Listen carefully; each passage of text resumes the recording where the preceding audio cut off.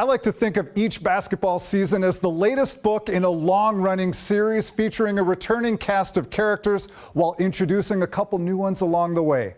Every practice, its own page. Each game, its own chapter filled with interesting plot twists that no one saw coming. This is the story of the 7th grade Kamiak Knights. So our sideline special play. The author of this Knight's tale is no doubt pleased with how this story unfolded.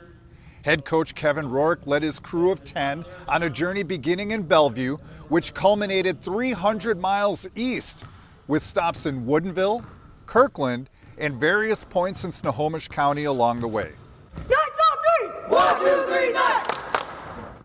A championship in Woodinville and a runner-up finish in the MLK tournament foreshadowed good things to come.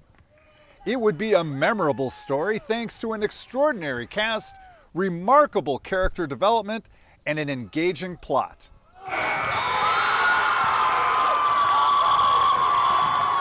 It all begins with the overall well-polished game of Grady Rorick, who produces whatever the team needs.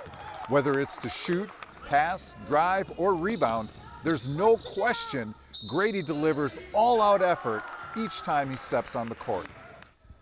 One by one, other characters emerged, and it didn't take long for the meteoric rise of Don Denshi to launch the Knights' play into the stratosphere.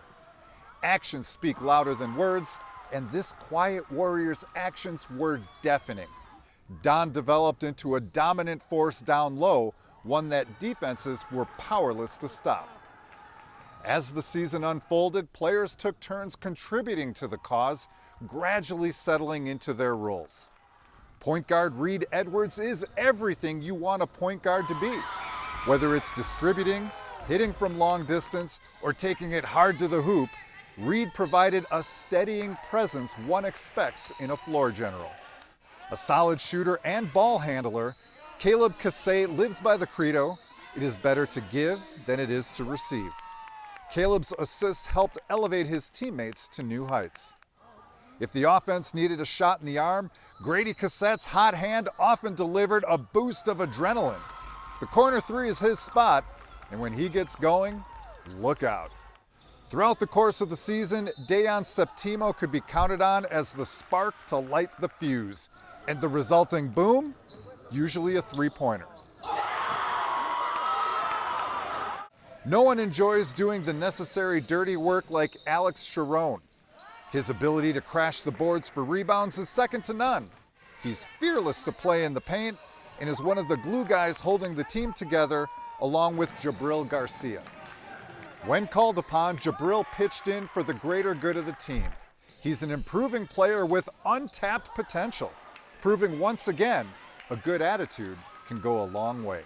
In a pinch, the Knights frequently turned to scrappy Jackson Edwards to guard the opponent's biggest player.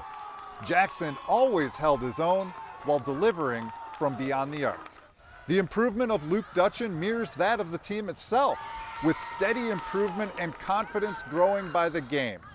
Whether hustling down the floor or spotting up for three, Luke's infectious energy and enthusiasm contributed to the cause. All season long, this team kept grinding to find a new path to victory, and it served them well in the playoffs. After throttling Lakewood in the opening round of the Wesco tournament, the Knights avenged a regular season loss to Snohomish.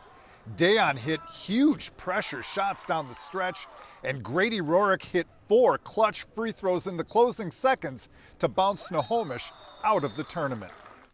In the nightcap, they followed nearly the same blueprint, only this time, Don delivered with a pair of free throws. The Knights then held their collective breath as Edmonds Woodway missed its opportunity to tie, allowing Kamiak to escape with a 1-point win. Although they'd fall to Jackson in the championship game, they were battle-tested, resilient, and ready for the state tournament.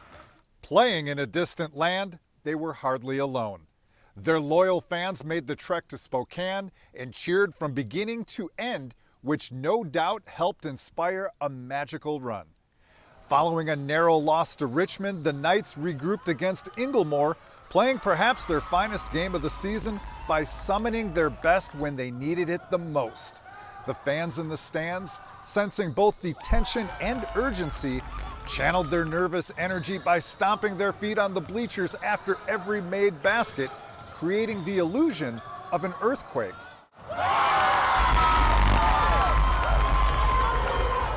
Seemingly everyone had a hand in the victory, which won pool play, allowing them to advance. The Knights rode that momentum into their game against Mercer Island. Another total team effort, thanks in large part to the ability to maximize a distinct size advantage over a much smaller opponent. Bigger and stronger, the Knights overpowered Mercer Island in the paint and exerted their will. That win sent them to the Final Four, where once again, they were stymied by Jackson. However, in the loss, the Knights revealed the heart of a champion, rallying to wipe out an early 17-point deficit. The arrow is pointing up for this cast of characters who wrote their own storybook ending. After all, the journey itself is the reward, and they enjoyed every step along the way. What's next for the Knights? How will the sequel compare? Will the next edition in the series bring us back to Spokane? No one knows, and that's the beauty of sports. As one book ends, another begins, taking us on a journey full of new story arcs and character developments. The saga of the Knights continues, and we'll be on the edge of our seats to see what happens in the next act.